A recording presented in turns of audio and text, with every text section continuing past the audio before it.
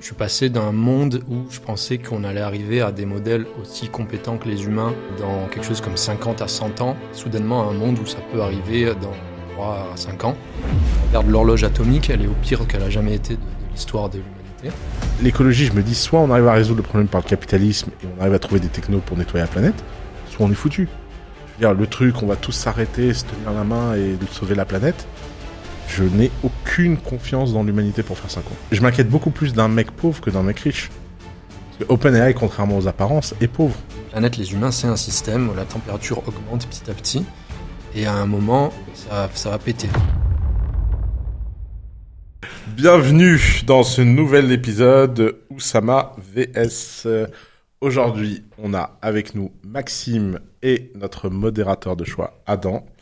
On va parler intelligence artificielle et notamment un sujet qui tient énormément à Maxime, c'est le fait de faire une pause dans la recherche en IA. Alors, est-ce que c'est vraiment un VS ? Je suis pas sûr d'avoir une opinion sur le fait que je peux faire une pause ou pas, mais en tout cas, on va pouvoir en parler, c'est intéressant. Donc déjà, Maxime, merci d'être avec nous aujourd'hui.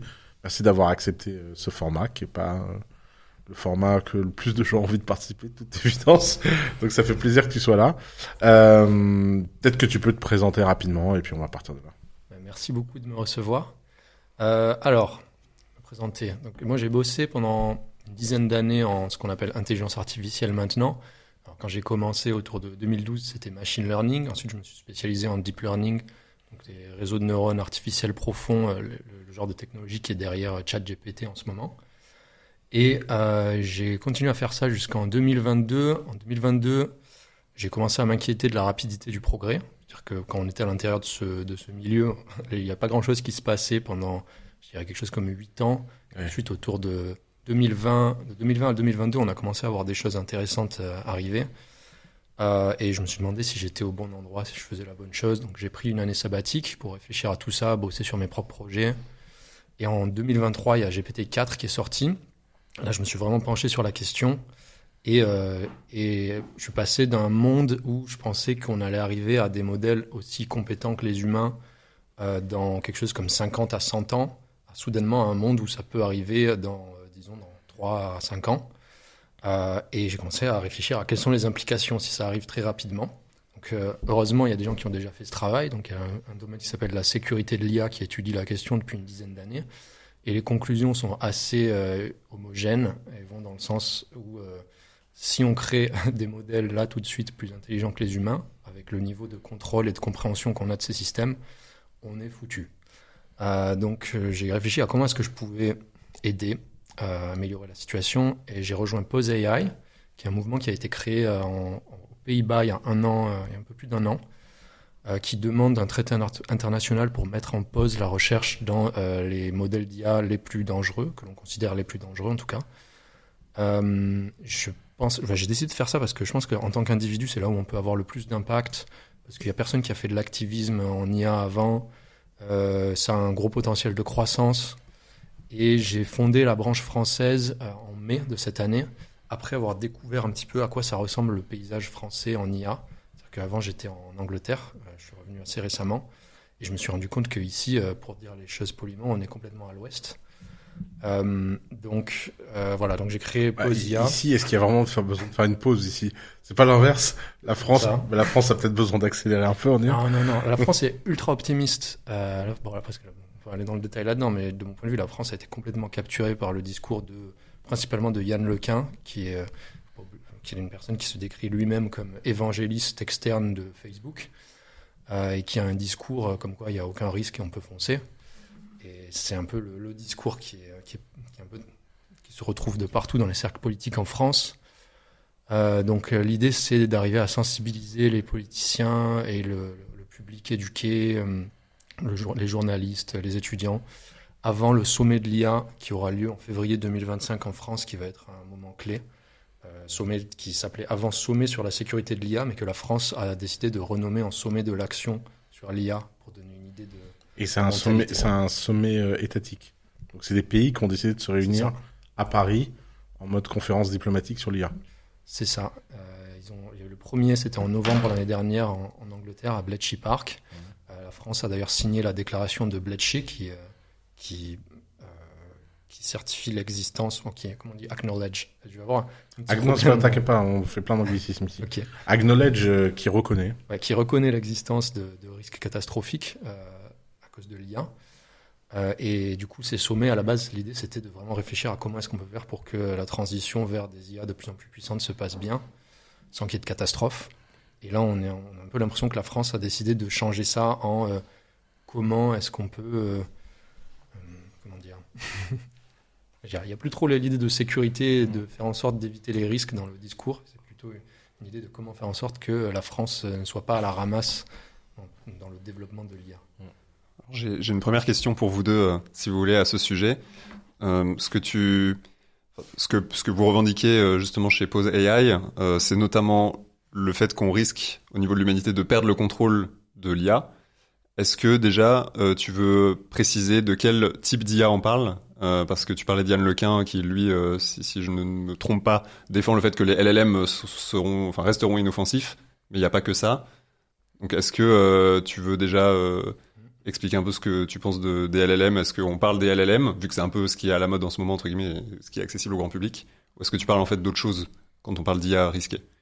Disons qu'on on n'est pas spécialement focalisé sur la LLM, on couvre tous les risques qu'on considère catastrophiques, c'est-à-dire au-delà d'un certain seuil, disons 1 million de morts ou quelque chose. On n'a pas exactement défini le seuil, mais on regarde les risques les plus sévères. Et de mon point de vue, ils peuvent être, du point de vue de la recherche en sécurité de l'IA, ils peuvent être causés par beaucoup de modèles d'intelligence artificielle. Globalement, l'idée, c'est que plus on crée des modèles compétents et puissants, plus les dangers sont amplifiés. Donc, que ce soit via des LLM ou via d'autres mécanismes, on va s'y intéresser dès que ces modèles deviennent très, très compétents. Et on s'intéresse au risque de perte de contrôle, mais pas que. Par exemple, là, un danger qui nous intéresse tout particulièrement, c'est dans le domaine de la cybersécurité. Là, on crée des modèles qui sont de plus en plus performants pour faire de la programmation, pour faire des cyberattaques aussi, du piratage informatique. Il faut vraiment commencer à se poser la question, qu'est-ce qui se passe si ces modèles ne sont plus, comme maintenant, meilleurs que quelque chose comme 80% des pirates informatiques humains, mais deviennent meilleurs que 100% des pirates informatiques humains. Qu'est-ce que ça implique ? Donc je dirais qu'on s'intéresse vraiment à tout l'éventail de risques qui sont les plus catastrophiques. Mais tu vois, ça c'est un très bon exemple de risque, parce que la version optimiste de ça, c'est que l'IA devient meilleure que 100% des pirates, mais les logiciels de protection deviennent aussi bons, en fait. Donc c'est dynamique, il n'y a pas quelque chose qui progresse et de l'autre côté ça progresse pas. Alors ça, c'est la version très optimiste, parce qu'il y a quand même un truc qui s'appelle l'asymétrie attaque-défense, qui se retrouve dans plein de domaines, en stratégie, de manière générale, quand on fait la guerre. C'est assez facile à imaginer le problème. Genre si d'un seul coup je mets une droite à la dame là tout de suite, et ensuite déjà on se bat, c'est le but, ouais. J'aurais quand même un gros avantage. Juste le fait d'avoir pris par surprise et d'attaquer en premier, c'est un gros avantage. Okay. Bon, c'est juste l'intuition derrière ça. Mais en cybersécurité, il y a quand même ce gros problème d'asymétrie attaque-défense. Et l'idée, c'est que quelqu'un qui a envie de défendre son software, son logiciel, il doit vraiment arriver à trouver tous les points d'attaque possibles et tous les patcher. Grâce à l'IA. Alors que l'attaquant, grâce à l'IA, il peut faire ça. L'attaquant, il a juste à en trouver un. Le problème, c'est que si on suppose que tout le monde se met à faire les choses bien et à vraiment utiliser des IA pour patcher tout son software, etc., avant que les attaquants se mettent à attaquer, ok, dans ce cas, ça va bien se pastion. Mais en pratique, ça marche pas comme ça. En pratique, les gens, ils ont encore Boubou 89 comme mot de passe sur des systèmes de sécurité. Ouais. Et en général, quand on découvre une vulnérabilité de premier Day Zero Vulnerability, Day One, pardon, là, donc quand on découvre une vulnérabilité, on l'envoie Day Zero. On l'envoie à la personne qui a créé le logiciel. En moyenne, ça met 1 an avant que la personne répare la. Comment dire ? Ok. Patch le problème. Il y a une version conspirationniste du 1 an. Ok. C'est que souvent les D0 sont découverts par des services de renseignement qui font en sorte que ce soit pas patché trop vite pour qu'ils aient des backdoors pendant le temps qu'ils puissent l'utiliser. Après, quand on regarde en pratique, c'est souvent juste des gens. En fait, les gens qui maintiennent le logiciel, c'est des humains. Souvent, en général, ils n'ont pas des grosses équipes et ils prêtent pas trop attention à ça. C'est vrai qu'ils n'ont pas des grosses équipes, qu'ils prêtent pas attention. Il y a quand même des forces qui demandent. Mais ok, c'est intéressant. Et le risque existentiel, toi, tu l'évalues. Donc avant qu'on commence l'émission, tu disais AGI, c'est à l'horizon 3-5 ans. Ouais. du mieux que j'ai. Bon, je me suis beaucoup penché sur la question. C'est toujours difficile de prédire bien ce sûr. genre de choses. Mais Du il mieux que je existe puisse un dire, horizon possible c'est ça. où c'est à 3-5 ans. Et quelle est pour toi la probabilité que si cette GI apparaît, elle soit hostile? Elle sera pas hostile. Donc, ce qui m'inquiète, c'est vraiment pas un scénario à la Terminator, ouais. C'est un scénario de perte de contrôle. Ça pourrait se passer de plein de façons différentes. Donc, si là, tout de suite, on invente une super intelligence, elle sera pas alignée parce qu'on sait pas comment faire. Donc, on a un système. Oui, alors, excuse-moi, Ouais. je t'interromps juste pour l'alignement, le fait de rendre un système AI compatible avec nos valeurs humaines et qui n'est pas notre ennemi. Et on mettra toutes les définitions à l'écran. Ouais. Pas forcément qu'il n'est pas notre ennemi, mais qui fait ce qu'on veut qu'il fasse. Et c'est un problème très difficile parce que. Bah oui, parce qu'on déjà, on comprend pas ce qu'on veut. Donc, déjà, chaque humain sur cette planète veut quelque chose de différent.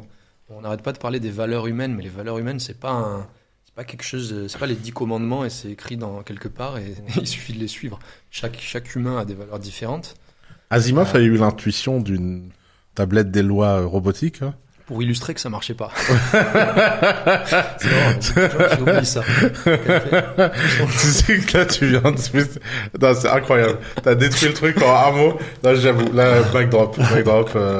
C'est vrai que c'était pour illustrer que ça marche pas. Non, mais on peut Stillman quand même cet argument. C'est-à-dire que bon, les lois qu'il a écrites, elles sont assez simplistes. Et il a fait ça comme ça.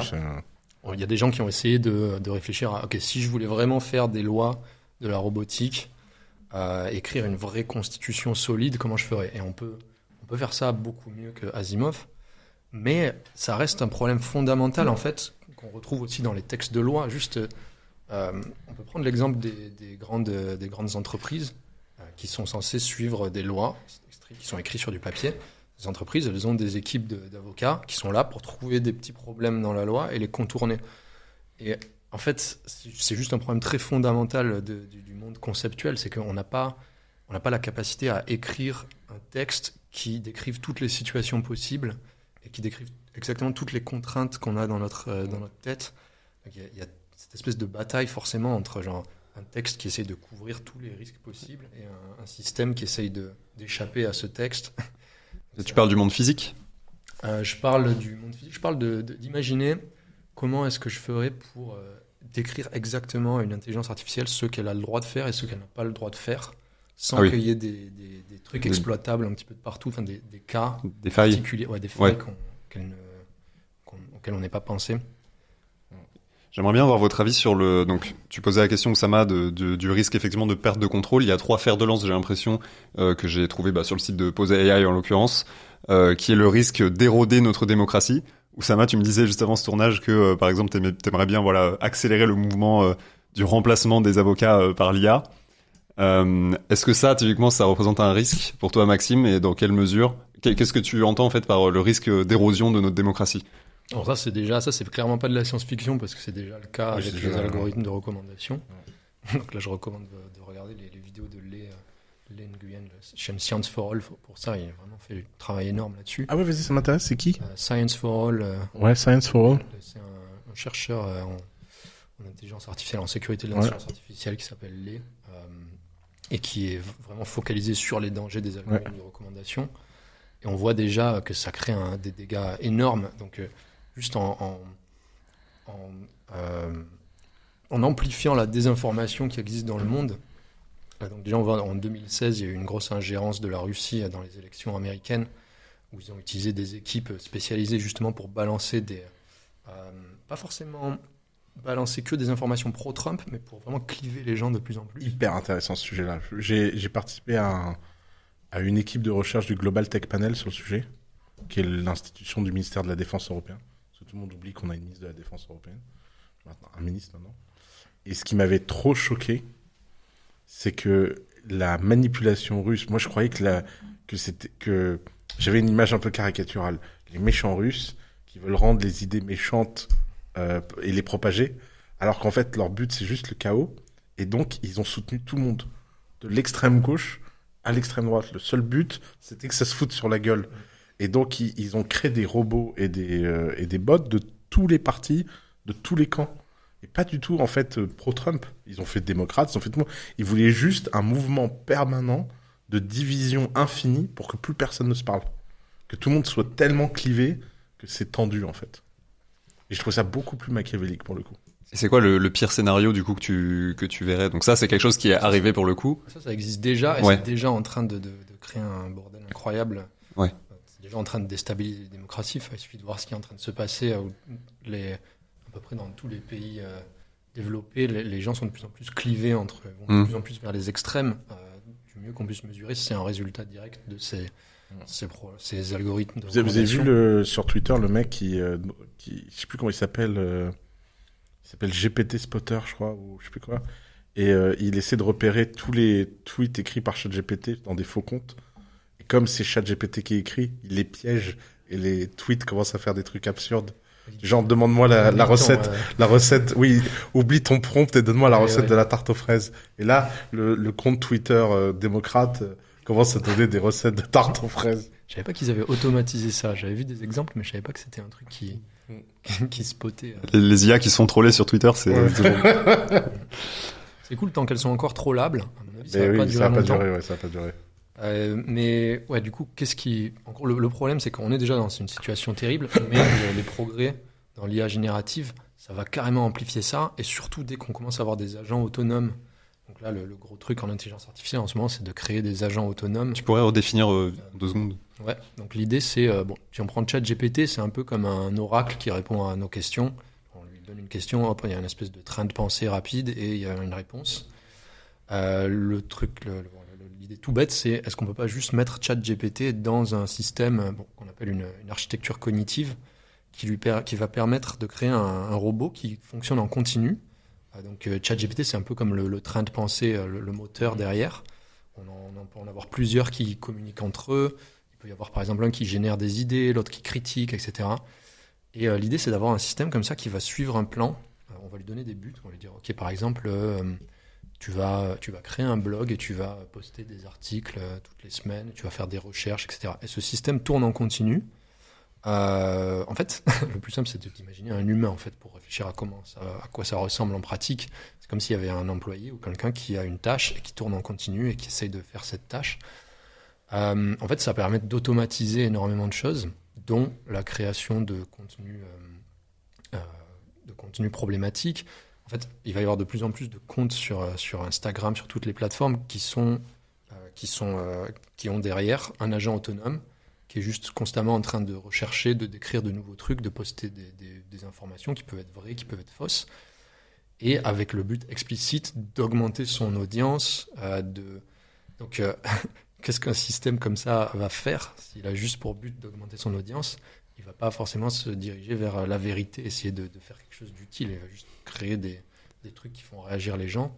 Bon, ça se fait déjà, mais là, c'est en train de s'amplifier par toutes ces technologies. Ok, est-ce que tu pourrais nous donner des exemples concrets des risques d'extinction de l'humanité, puisque c'est aussi c'est mentionné sur le site de Pose AI, donc j'ai repris le terme. Parce que pour l'instant, ce dont on a parlé, ça met pas en péril l'humanité dans son ensemble. Donc qu'est-ce qui, selon toi, viendrait mettre en péril justement l'humanité tout entière? Alors déjà, je dirais que ce dont on a parlé, ça met en péril l'humanité tout entière, parce que le risque à la fin, c'est une guerre. Guerre mondiale. Les relations entre les pays en ce moment, elles sont pas vraiment au top. Et si on regarde l'horloge atomique, elle est au pire qu'elle a jamais été de l'histoire de l'humanité. Donc ah oui, c'est vrai ça? En ce moment, c'est redescendu au plus bas. Au niveau de la guerre froide. Ouais, on est à peu près même qu'au pire de la guerre froide. J'espère que je dis pas de bêtises. Non, t'inquiète pas. On vérifiera. Mais, disons qu'elle est pas dans la bonne tendance. Elle est pas top là en ce moment. Ouais. Et du coup, en fait, on peut visualiser ça pour avoir l'intuition comme un système.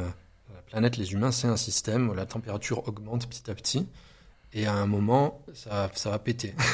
Ouais. Donc là, il y a déjà un risque de guerre mondiale qui peut être trigger par ce genre de problématiques avec les algorithmes de recommandation. Il y a même des exemples. Enfin, il y a eu un génocide en Birmanie, un génocide en Éthiopie, qui ont été, entre autres, trigger par les algorithmes de Facebook, qui ont augmenté la haine, enfin qui en gros ont amplifié les messages de haine jusqu'à ce que ça dégénère complètement. Donc, il faut commencer à réfléchir à ça. Ouais, juste avant, après, Oussama, j'aimerais bien que tu nous expliques, selon toi, quels sont les bienfaits. Enfin, est-ce que c'est nécessaire ou pas, selon toi, de faire une pause et quels sont les bienfaits, en fait, au développement actuel de l'IA? On parlait de la justice, mais ça peut être dans plein d'autres applications. Juste avant, vu qu'on parle des guerres, est-ce que tu aurais des exemples concrets, notamment pour les gens qui nous écoutent, parce que pour l'instant, c'est assez abstrait, mais vous parlez aussi chez Pose AI de risques de cyberarmes qui sont qui sont pas souhaitables, disons. Est-ce que tu as des exemples concrets de cyberarmes qui pourraient être créées et qui ne sont pas souhaitables? Un exemple concret qui existe déjà, il n'y en a pas trop, heureusement, parce que c'est déjà problématique quand ça existe. Mais là, par exemple, GPT-5, si jamais il est, disons que si jamais il y a un nouveau gap entre GPT-4 et 5, qu'il est beaucoup plus puissant que GPT-4 d'un seul coup, c'est possible que d'un seul coup ce soit un pirate informatique surhumain. Si on regarde les compétences en piratage informatique, c'était non existant à GPT-2, GPT-3 un petit peu, GPT-4 c'est déjà meilleur que... Ouais, GPT-4 c'est déjà impressionnant. C'est déjà assez impressionnant. Donc, Notamment, je vais raconter une anecdote à la con, mais j'avais perdu un accès à un vieux forum PHPBB de mon enfance. Obscur. Et je voulais y réaccéder, mais impossible de retrouver le mot de passe. GPT-4. Tu l'as hacké avec... J'ai juste dit à GPT. J'ai pris le code base, il m'a trouvé. Après, je pense que n'importe quel hacker de bas niveau aurait pu le faire. Ouais. Mais j'étais pas capable, moi, de le faire. Et ça m'a donné une capability complètement immédiate, en fait. Elle est en train de faire sauter un gros bottleneck, là. avec ça. Ça va augmenter énormément la surface d'attaque et le nombre de personnes sur cette planète qui sont capables de faire ça. Mais ensuite, si jamais c'est surhumain, c'est-à-dire que là, on peut imaginer qu'il y a un seuil, si on est vraiment super chauvin, on pourrait dire les humains, c'est le mieux qui puisse exister en piratage informatique. Moi, j'y crois pas du tout. Je pense que ça va pas s'arrêter comme ça au niveau humain, ça va sûrement overshoot. Bien sûr, parce qu'en plus, une machine, elle est pas linéaire, donc on peut faire une tâche à la fois. Elle peut faire... oui, c'est-à-dire que même si c'est au niveau humain, juste la rapidité... Elle peut se paralléliser, quoi, donc c'est rien que ça. Et donc, du coup... Là, on parle des cyberattaques, mais est-ce que on parlait de AGI, donc d'intelligence artificielle générale tout à l'heure? Est-ce que ça se retranscrit comment? Est-ce que tu imagines comme dans les films, justement, tu parlais de Terminator, je sais pas, des chiens robots qui vont venir buter tout le monde? Ou est-ce que ça reste, on va dire, à un niveau macro comme ça, des choses qui vont pas toucher les gens, on va dire, au quotidien, forcément? Vous pensez que le risque est existentiel? Oui. Sinon, vous ne demanderiez pas une pause. Ce serait juste de la gestion. Si c'était déjà juste 1 million de morts, je pense qu'on demanderait quand même une pause. Donc existentiel, préciser qu'en général, quand on parle de risque existentiel, on parle de la mort de plus de 95% de la population humaine. Mais je pense qu'on demanderait une pause même si c'était pas à ce niveau-là. T'imagines les 5% qui restent. Mais ouf. Voilà, disons que même si on reste, on peut venir aux scénarios les plus catastrophiques. De mon point de vue, on va arriver à des scénarios catastrophiques du style cyberattaque avant qu'on arrive au pire possible, qui est une super intelligence. Intéressant. Donc je pense que avec un petit peu de chance, entre guillemets... Comment t'expliques un type aussi intelligent que Yann Lequin? Moi, chaque fois que je l'entends parler d'Eric, je le trouve convaincant pour être... je dis bon, les LLM, ça scale pas, c'est pas dit qu'on va faire x10, etc. Comment ça se fait qu'il est aussi sûr, d'après toi? Alors justement, c'est la clé. Pourquoi est-ce qu'il est aussi sûr? Pourquoi est-ce qu'il n'a pas une approche probabiliste? Donc, c'est intéressant, c'est un très bon point. En gros, pour moi, j'ai toujours une astuce pour repérer un vrai expert d'un faux expert.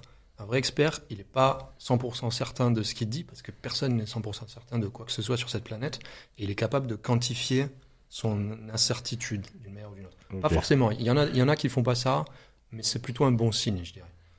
Quand quelqu'un fait une prédiction avec 100% de confiance... T'es convaincant, c'est un bon point. Mais alors, d'où ça vient? Parce qu'il est quand même... c'est le père du machine learning moderne, il connaît le sujet, inside out, il veut pas... D'après toi, c'est un truc un peu émotionnel, il veut pas faire face à ce risque parce que ça le mettrait face à une responsabilité vertigineuse? Imagine si tu as travaillé toute ta vie avec passion sur un sujet, et d'un seul coup, on te dit, ce truc que tu as contribué à créer risque de tuer la moitié de la planète. Tu as immédiatement des énormes biais psychologiques. C'est super intéressant d'écouter les deux autres pères fondateurs de l'IA. Donc, Yann Lequin, il a reçu le prix Turing avec Yoshua Bengio, qui est canadien, et Geoffrey Hinton. pour leurs travaux sur les réseaux de neurones. Et Geoffrey Hinton, il a démissionné de Google l'année dernière pour dire en disant en fait il y a un risque existentiel, je peux pas en parler si je suis chez Google, donc je démissionne. Et maintenant il est dans une campagne mondiale pour alerter sur ce risque. Yoshua Bengio, il fait aussi une tournée mondiale pour dire attention, il y a un risque. Donc il pense qu'il y a 25% de chances d'extinction humaine. Geoffrey Hinton, il pense qu'il y a 50% de chances. Et c'est intéressant d'écouter comment ils en sont arrivés là. Et en fait, ils expliquent, en fait, c'est très dur. C'est-à-dire qu'on a travaillé sur un truc toute notre vie, et d'un seul coup, on se rend compte, merde, mais en fait, c'est extrêmement dangereux. Et donc, ça demande beaucoup de courage. Il faut passer le cap, de se dire, je fous ma carrière en l'air. Genre, je démissionne. Yann Lequin, il est français, il le fera pas, quoi. Culturellement, on n'est pas très adapté à reconnaître qu'on a tort. Et puis Yann Lequin, il faut regarder ses arguments concrètement. Qu'est-ce que c'est ces arguments? Il y en a qu'un seul que je trouve qui a un certain poids, c'est de dire les LLM, c'est pas le bon paradigme, donc ça va s'arrêter de scaler. Le problème, c'est que je l'entends jamais réfléchir à qu'est-ce qui se passe si j'ai tort. Sachant qu'on parle quand même de quelqu'un qui a un sacré historique de faire des prédictions qui se révèlent fausses à chaque fois, en disant les LLM ne vont pas faire ceci, hop, ça le fait, les LLM ne vont pas faire cela, ça le fait. Alors c'est vrai que de ce point de vue-là, c'est Pierre qui crie au loup. C'est vrai que moi, ça fait 10 ans que je l'entends nous dire que les LLM, ça marchera pas, quoi. Donc, effectivement. Donc, il y a cette absence d'humilité, en fait. C'est-à-dire que de son point de vue, c'est vraiment 100% il a raison, et du coup, ça lui permet de ne pas réfléchir à qu'est-ce qui se passe si j'ai tort. Parce que ensuite, il reconnaît que si on crée une super intelligence, c'est dangereux. Bon, il a une tendance à dire qu'on va résoudre l'alignement facilement, même s'il a présenté un plan pour résoudre l'alignement, qui est ridicule. Genre, tous les gens qui travaillent... Parce que lui, il travaille pas en alignement, il travaille pas en explicabilité de l'IA. Et du coup, quand on regarde son plan, les gens qui passent leur vie à travailler là-dessus, ils se disent mais qu'est-ce que c'est que ça? Genre juste, c'est un peu le b.a.-ba de ce qu'on pourrait imaginer. Ça va pas marcher. Donc il a une espèce de confiance. En gros, j'ai vu son plan. C'est en mode, on va lui dire d'être gentil, elle va être gentille, quoi. Voilà, quelque chose comme ça. On caricature, mais ça pourrait. C'est un plan qui peut tromper quelqu'un qui connaît pas grand-chose. Mais les gens qui travaillent en interprétabilité, les gens qui travaillent en alignement, il lui demande mais qu'est-ce que c'est que ce truc? Donc voilà, il a une grande confiance en le fait que on va résoudre l'alignement de toute façon. Il a une grande confiance en le fait que c'est pas le paradigme actuel qui va fonctionner. Et du coup, voilà, ça lui permet d'être chill et de dire il n'y a pas de risque, on continue. Avec évidemment faut pas oublier le gros biais qui est qu'il est payé des millions par Facebook tous les ans en tant que chief scientist et il fait quand même de la promotion pour Facebook. Donc il y a quand même des sacrés conflits d'intérêts là-dedans. Mais ensuite, on peut regarder les arguments spécifiques de pourquoi il dit que les LLM vont pas marcher, qui ne garantissent pas du tout 100% de confiance. Donc voilà, si c'est intéressant, on peut aller là-dedans. Mais... Vas-y. Ouais, non, mais moi, c'est ce que j'avais noté justement des quotes un peu de Yann Lequin, qui est la référence un peu que j'ai le plus, on va dire, reprise pour préparer ce débat. Lui, ce qu'il dit, c'est que les 4 grandes composantes de l'intelligence humaine, donc pour déjà l'atteindre et puis pourquoi pas la dépasser, sont la compréhension du monde physique, la mémoire persistante, le raisonnement et la planification, et qu'aujourd'hui les LLM en sont incapables. Et j'aime bien dire ça parce que c'est une phrase forte qu'il cite, mais il dit qu'un enfant de 4 ans est plus intelligent qu'un LLM. Non, mais ça au niveau... Ouais, mais tu vois, c'est là où il m'énerve, moi. Un chat, il disait à un moment aussi. Comment? Oui, il parlait de chat. Ouais. Mais ça, c'est quand il dit ça, c'est uniquement sur la partie compréhension du monde physique. Un chat a vu plus de data qu'un LLM c'est entre l'âge de 0 et 5 ans. Ouais, d'accord. Mais l'angle, c'est qu'il y a un nombre de mots fini et que la compréhension du monde physique est impossible par des mots, tu vois. Bah, je suis pas sûr que ce soit vrai, ça. Mais alors, bon. L'exemple qu'il donnait, je crois, c'était que si tu fais tomber un stylo sur une table et que t'essayes de prédire, j'imagine que c'est l'un des exemples qui sort tout le temps, mais que t'essayes de prédire comment va rebondir ce stylo, ça va. Les modèles qu'on utilise aujourd'hui vont prédire n'importe quoi en fait, et qu'on est incapable aujourd'hui de le faire. Oui, ils savent pas compter le nombre de. Mais c'est comme cette histoire de ne pas savoir compter le nombre de lettres dans Strawberry. Tu connais cette histoire? Ouais, bah c'est récent là. Ouais. Oui. C'est la même chose. C'est-à-dire que les modèles vont devenir mixtes très vite. Oui. Ils vont avoir plusieurs modèles de raisonnement, plusieurs modèles de compréhension. Et des modèles comme Wolfram Alpha qui décrivent la physique ou je sais pas quoi, ou Mathematica. Le jour où c'est connecté à un LLM et qu'il y ait ce langage qui soit pas que des mots mais des maths, on est à l'aube de ça. Parce que je comprends pas ce qu'il nous raconte lui avec ça. Et sur la partie alignement, sur ce que tu disais, ce que lui temps, défend, mais il il m'énerve. dit que lui, ce qu'il faut éviter, c'est un monopole, entre guillemets, enfin, d'avoir une AGI, tu vois, unique. Alors tiens, justement, c'est intéressant. Et qu'une AGI est forcément Open biaisée source et ou qu'il faudra en avoir closed plusieurs. Open source, c'est OK pour les modèles actuels, mais dès qu'il y a des capacités dangereuses qui émergent, c'est un peu la même question est-ce que si on crée si on avait la recette pour créer un nouveau type de bombe atomique qu'on peut construire avec des ingrédients qu'on trouve dans notre cuisine, est-ce que ce serait une bonne idée de mettre ça en open source? Moi, j'ai tendance à dire que non. J'ai pas envie de mettre une capacité de destruction énorme entre les mains de tout le monde sur cette planète. Ça me paraît assez évident que si on fait ça, on va pas vivre très longtemps. Donc en fait, le crux, c'est si les modèles sont vraiment dangereux. Tant que les modèles sont pas dangereux, c'est OK, on peut mettre en open source, c'est même mieux, je dirais. Mais à un moment, s'il y a une capacité, genre par exemple surhumain en piratage informatique qui émerge soudainement, il va pas falloir le mettre en open source instantanément. Et la question, c'est est-ce qu'on va être capable de trouver ce point précis non, on est foutu. où ces modèles vont Non, mais devenir dangereux. on est foutu. Enfin, de toute façon, si c'est le cas, on est foutu. Parce que moi, alors, juste pour te parler franchement, j'ai lu plein de trucs sur l'alignement, ce machin. 99% des gens qui parlent de ça sont 100 fois plus intelligents que moi. Ça se voit, ça se reconnaît. Et je vois bien qu'ils sont experts et qu'ils ont raison. J'ai pas d'argument. Moi, j'ai aucun argument contre la pause de type intellectuel. C'est-à-dire qu'à chaque fois que j'entends quelqu'un comme toi parler du sujet, je vous trouve super convaincant. Là, je te vois parler des cyber, machin, je dis pas oui, c'est vrai, ça, s'il y a la recette de la bombe nucléaire. C'est vrai. Pourquoi? Qu'est-ce qu'il nous raconte, l'autre, avec son chat, là? Donc, et ce qui est marrant, c'est qu'à chaque fois que j'entends les gens qui sont dans le camp que j'ai envie d'être, qui est celui de l'accélération, je les trouve timbrés. Timbrés.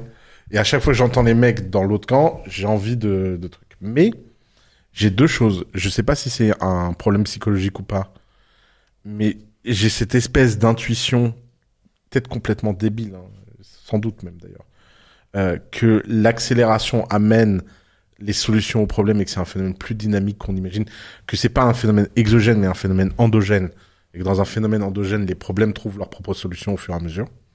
Je sais pas, c'est quasiment religieux. C'est pas terrible d'ailleurs comme argument, mais et deuxièmement, j'ai l'impression que de toute façon ma version vraiment très cynique que j'ai un peu effleurée dans plusieurs vidéos YouTube, etc., c'est que je pense que l'humanité est incapable de faire une pause et que si les IA représentent notre fin, bite, hein, enfin, j'ai énormément de mal à croire qu'on va réussir à se mettre d'accord tous ensemble, à faire une conférence internationale, que y a pas un État qui va partir en couille, parce que si ton histoire qui a une IA qui à un moment apparaisse et a des capacités vraiment dangereuses, 9 milliards de personnes sur Terre ou 8 milliards, je sais pas combien on est, il y en a un qui va nous faire péter, hein. Enfin, j'ai l'impression que je vois même pas comment on peut gérer ça. Et dans tous les ouvrages de science-fiction, on imagine que l'IA a été interdit. Il y en a plein. C'est un thème récurrent de la science-fiction. Chaque fois, je me dis, mais comment ils ont fait? Ils montrent pas à chaque fois. Ils montrent pas, hein. Ils disent, ouais, on a décidé dans une guerre qu'on arrête. Ouais, vas-y. Et alors, comment? Et en fait, c'est là où j'ai un problème avec cette histoire de pause, etc. C'est que c'est un peu comme l'écologie. Moi, l'écologie, je me dis, soit on arrive à résoudre le problème par le capitalisme et on arrive à trouver des technos pour nettoyer la planète, soit on est foutu. Je veux dire, le truc, on va tous s'arrêter, se tenir la main et sauver la planète. Je n'ai aucune confiance dans l'humanité pour faire ça, quoi. Donc, ça passe ou ça casse, quoi, à chaque fois. Ouais, je trouve. Et après, c'est peut-être ça le grand filtre, hein. Ça. Comment? Il y a moyen que ce soit ça. ça. Il y a vraiment moyen que ce soit ça le grand filtre, en fait, hein. Donc, ouais. Donc, en fait. Il te motive pas trop, là. Non, tout ce que tu fais ne sert à rien. Je suis plus optimiste. T'es plus optimiste, c'est cool, vas-y, donne-moi une dose d'optimisme. Autant je suis extrêmement pessimiste sur qu'est-ce qui se passe dans la trajectoire par défaut. Autant je suis assez optimiste sur la possibilité qu'on puisse changer cette trajectoire. Ah, c'est marrant, moi c'est l'inverse. Moi, je suis assez optimiste dans la trajectoire par défaut et je suis assez pessimiste sur le fait qu'on puisse la changer. En fait, je pense que la plupart des gens sur cette planète sous-estiment l'impact qu'ils peuvent avoir sur le monde, genre massivement, parce qu'on a créé une espèce de culture où tout le monde pense qu'il est un passager sur cette planète qui peut rien faire. Et ça, c'est un entrepreneur. Ça, c'est un très très très bon point. Donc voilà, genre, tout a été décidé par quelqu'un. C'est ça. C'est-à-dire que tout ce qui se passe. Un jour, il y a quelqu'un qui a pris une décision. Ouais. Et ce problème en particulier, il est beaucoup plus simple si on change l'angle de perception, qu'on regarde ça par rapport au réchauffement climatique. Là, on a juste quelque chose comme 1000-2000 personnes sur cette planète qui sont en train de créer quelque chose de très dangereux. Il suffit de les arrêter. Bon, c'est pas aussi simple que ça, évidemment, il y a des pressions énormes dans tous les sens, mais par rapport au réchauffement climatique, où c'est genre chaque personne sur cette planète qui est coupable, c'est quand même une dynamique sacrément différente. Donc il y a de l'espoir. On peut voir ça sous un angle qui donne de l'espoir.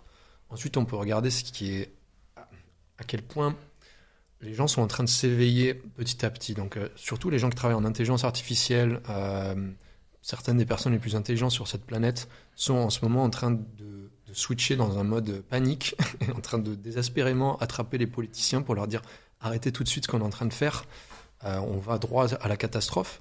Ça c'est jamais. Il n'y a jamais eu une situation comme ça dans l'histoire de cette planète. Alors, si on prend le réchauffement climatique dans les années 80, il y a eu le nucléaire. Qui a réussi, c'est vrai.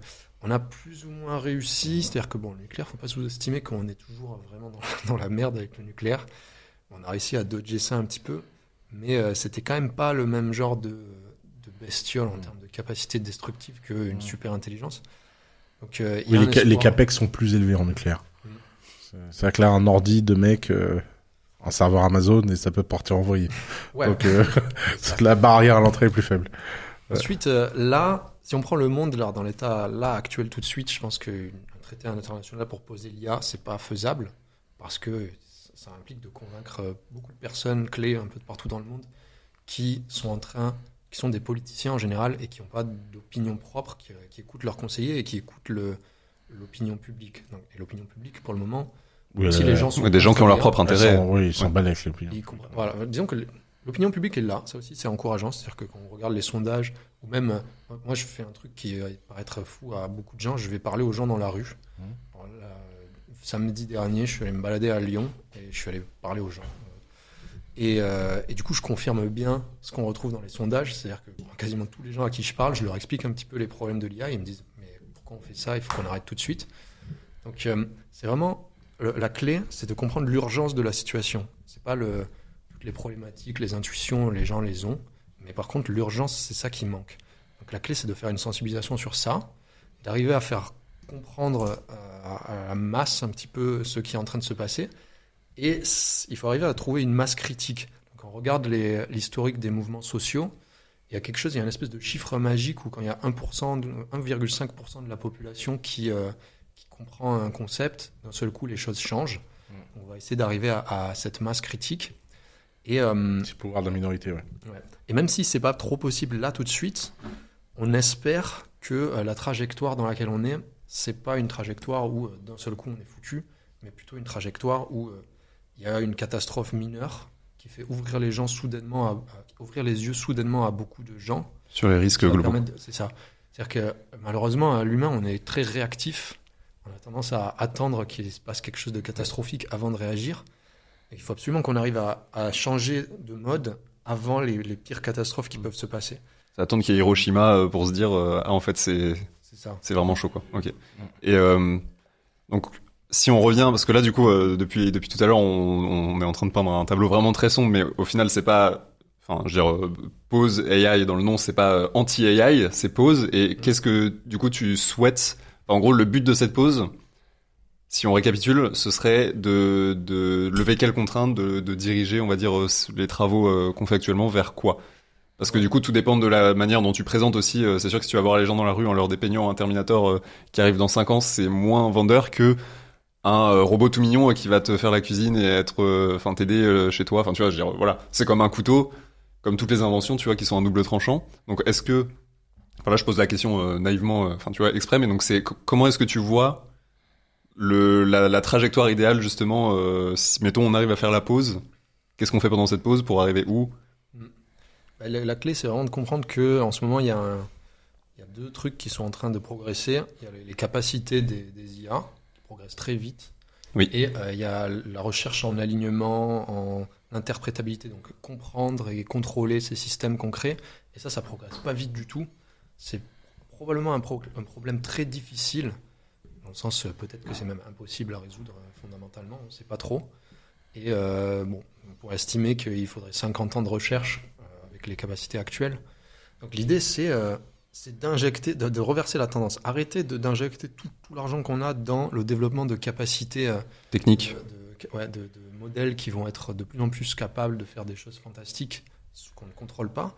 Et à la place, injecter de l'argent dans la recherche, dans la compréhension des réseaux de neurones artificiels, la compréhension du cerveau humain, ne pas foncer bêtement vers une situation très dangereuse, mais à la place faire les choses bien, prendre le temps de contrôler tous les systèmes qu'on crée avant d'en créer des plus puissants. Okay. Si je synthétise correctement, ce serait pendant la pause travailler sur s'assurer qu'on garde le contrôle et c'est tout. À fond, et éduquer les gens au maximum sur les risques, parce que après pendant la pause on a toujours le danger que il y a des gens qui continuent à faire de la recherche dans leur coin, ils trouvent de meilleurs algorithmes qui permettent de réduire la taille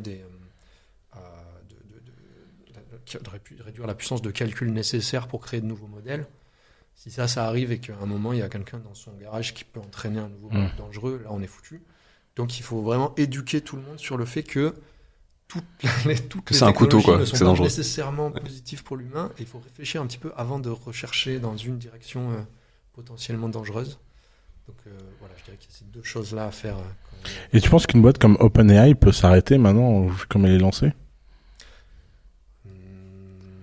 Petite pause là. Je dirais qu'il y a encore quelques années, j'aurais répondu oui à cette question, parce qu'il donnait vraiment l'impression qu'ils avaient mis en place une charte. Ouais, mais là, ils ont viré la moitié de leur équipe de safety. Puis ils peuvent plus s'arrêter, c'est fini, il y a trop d'argent, il y a trop de... C'est très très inquiétant ce qui se passe là-bas. On a eu la chance de parler à PoseAI avec certaines des personnes qui se sont fait virer ou qui sont parties d'elles-mêmes, qui travaillent en sécurité. Entre autres, Daniel Cocotajlo, qui est un chercheur en sécurité de l'IA, qui est très très bon. Lui, il pense qu'il y a 70% de chances d'extinction humaine dans les 4 prochaines années. Et lui, il est extrêmement pessimiste dans le sens où il décrit une image où les gens à OpenAI sont libérés. On lance les dés, on voit ce qui se passe et YOLO, quoi. Ah, c'est relou, 70% de chance. C'est un des plus pessimistes. Ça laisse 30% quand même. Ça laisse 30%. Tu peux mettre un compteur sur ton téléphone sur 4 ans. Si dans 4 ans t'es toujours là, ce n'est que du cadeau. C'est que du bonus. C'est ça. C'est beau de voir les choses comme ça. C'est que quelqu'un a décidé. Ouais. Non, mais c'est intéressant comme problème. Et alors, quelle est la probabilité que les modèles continuent à scaler aussi vite que l'écart entre chaque nouvelle version? Où est-ce qu'on atteint? Parce que moi, j'ai l'intuition que OpenAI vend beaucoup de marketing, mais qu'en fait, s'ils nous sortent pas GPT-5, c'est juste qu'ils l'ont pas, en fait. Ouais, ils l'ont pas parce que ça coûte tellement cher. C'est-à-dire que ce qu'il faut comprendre, c'est que là, depuis GPT-4, on n'a pas entraîné des modèles plus gros, on a entraîné des modèles plus petits. Ouais. Pardon, est-ce que vous pouvez expliquer la différence, qu'est-ce qui est attendu comme différence majeure entre GPT-5 et GPT-4?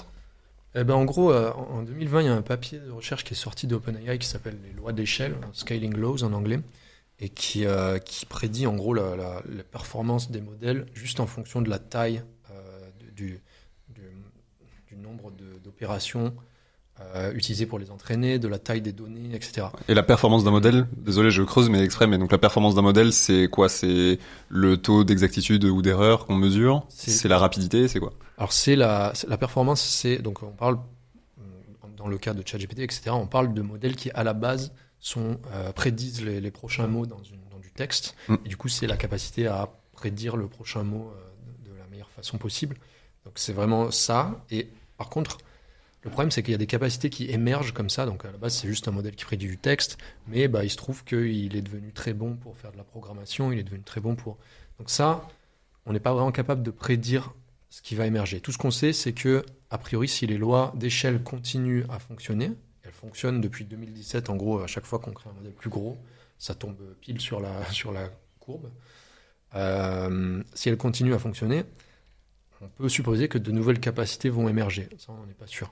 Ce que tu dis, c'est que c'est des performances exponentielles entre chaque nouvelle version. Alors, c'est l'inverse, c'est logarithmique. C'est pour ça que ça coûte très cher. C'est-à-dire que pour avoir pour multiplier par 2 la performance, disons, il va falloir multiplier par 10 L'argent. la puissance de calcul, etc. Et l'argent, le coût énergétique, etc. C'est pour ça qu'on n'a pas encore entraîné GPT-5, parce que GPT-4, il a coûté 100 millions de dollars à entraîner.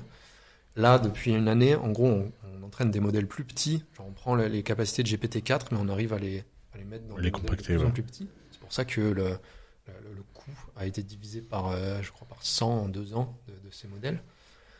Et du coup, là, ils sont en train d'entraîner GPT-5. Ça va prendre un moment.